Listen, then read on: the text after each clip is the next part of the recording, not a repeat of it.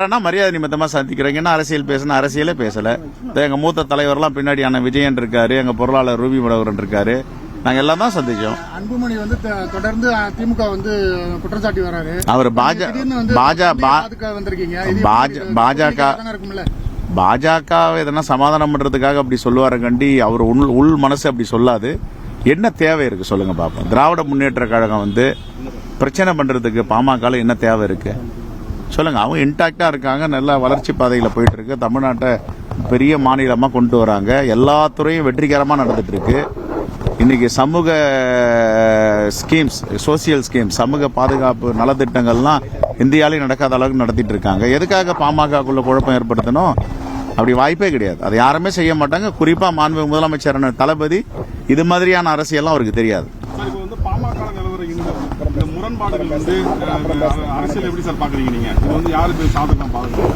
இல்ல, இது பாஜக தான், பாரதிய ஜனதா கட்சி தான் அந்த குழப்பத்தை ஏற்படுத்துறாங்க. எங்கெங்கெல்லாம் பாஜக கூட்டணி வைக்கிறாங்களோ அங்கெல்லாம் அந்த கட்சியை உடைச்சிருவாங்க, அந்த கட்சியை சுவாகா பண்ணுவாங்க.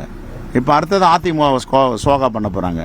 கூட்டணின்னு சொல்லிட்டுங்க, அந்த கூட்டணி கட்சி அதிமுக. அதிமுகவுடைய தலைமை கருத்தா யாரு? யார் தலைமை கருத்தா? அண்ணாதுரை. அதான் அண்ணா திராவிட முன்னேற்ற கழகம். அண்ணாவையும் பெரியாரையும் கொச்சைப்படுத்தி ஒரு படத்தை வெளியிடுறாங்கன்னா அதுக்கு பேர் என்ன? அதுக்கு பேர் என்ன சார்? இப்ப நான் இருக்கிறேன் காங்கிரஸ் கட்சி தலைவரா, எங்க தலைவர் நேருவையோ, எங்க தலைவர் இந்திரா காந்தி அம்மையாரையோ, எங்க தலைவர்களை யாராவது ஏதாவது கொச்சைப்படுத்தி எங்க கூட்டணியில ஒரு செகண்ட் இருப்போமா? நாங்க அங்க கண்டன அறிக்கை கொடுத்திருக்க மாட்டோம், வெளியே வந்திருக்க மாட்டோம்.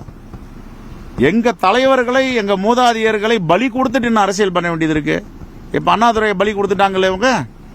ஏன் இது வரைக்கும் வந்து காட்டாச்சாட்டமா ஒரு அறிக்கை கொடுக்கல? என்ன தேவை இருக்கு? என்ன பயம் இருக்கு பாஜக கிட்ட? அண்ணா பேர்ல தாங்கிட்டு இருக்கு அதிமுக.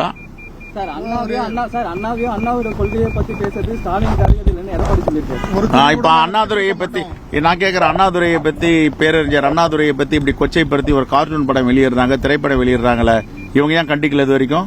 இது வரைக்கும் என்ன எதிர்வினை ஆற்றி இருக்காங்க? அப்படின்னா அண்ணாதுரையை வந்து காட்டி கொடுத்து விட்டு அரசியல் பண்ணணும் தேவை இருக்கு. Okay, right. நன்றி.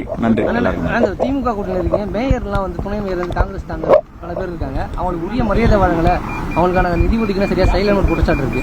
இல்ல, அதை நாங்க பேசிட்டு இருக்கோம். அது ஒன்னும் பிரச்சனை இல்லை, நாங்க விரைவில் தீர்த்துடுவோம். ஐயா, பாமக நிறுவனர் ராமதாஸ் வந்து திமுக பக்கம் சாய்வதற்கான வாய்ப்பு இருக்குதா? அது சம்பந்தமா உங்களுடைய அரசியல் கருத்து? அவரு பாமக நிறுவனர், இந்திய அரசியலை கரைத்து குடித்தவர். அவர் யாரு பக்கமும் சாயலாம் மாட்டாரு. அந்த முடிவு எடுக்கிறது நியாயமான முடிவு. எது தமிழ்நாட்டுக்கு தேவையோ அந்த முடிவு எடுப்பார். தொடர்ந்து கலைஞரை வந்து பாராட்டிட்டே வராது. அவரை போல நான் இருக்கணும், அவரை போல நாங்க வந்து என் மகன் இருக்கணும் அப்படின்னு சொல்லி சொல்றாரு. கரெக்ட். இன்னைக்கு முத்தமிழறிஞர் கலைஞர் ஒரு முன்னுதாரணம். அதே மாதிரி தந்தை சொல்விக்க மந்திரம் இல்லைன்னு சொல்றதுக்கு நம்மளுடைய மாண்பு முதலமைச்சர் தளபதி ஒரு முன்னுதாரணம். அதை சொல்லியிருக்காரு.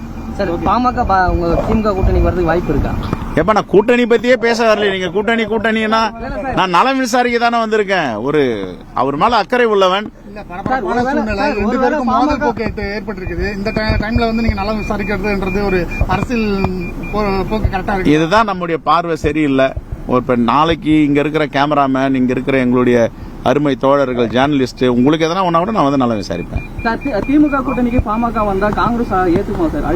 நான் திருப்பி சொல்றேன். அது தமிழ்நாட்டுடைய முதலமைச்சர் மாண்புமிகு தளபதி அண்ணன் மு.க. ஸ்டாலின் அவர்கள் தான் முடிவு பண்ணணும். நான் முடிவு பண்ண முடியாது. அவர் முடிவு பண்ணிட்டாருன்னா நாங்க என்ன சொல்ல முடியும்? இல்லங்க நான் ஏத்துக்கிறேன் பாமக உள்ள வருது, நம்ம என்ன சொல்ல முடியும்? ஒன்னும் சொல்ல முடியாது.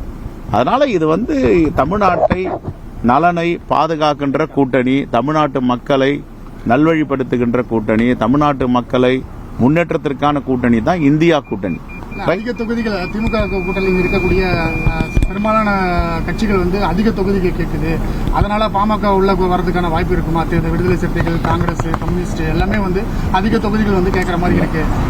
நான் இங்க பாருங்க, காங்கிரஸ்ல வந்து அவர்களுடைய சொந்த கருத்தை சொல்வதை நீங்க செய்தியா எடுத்துக்க வேண்டாம். காங்கிரஸை பொறுத்த வரைக்கும் எங்களுடைய அகில இந்திய காங்கிரஸ் தலைமை முடிவெடுக்கும். இப்ப நானே முடிவெடுக்கணும்னா கூட அகில இந்திய காங்கிரஸ் தலைமையுடைய ஒப்புதல் பெற வேண்டும். அப்பதான் நான் வந்து முடிவெடுக்க முடியும்.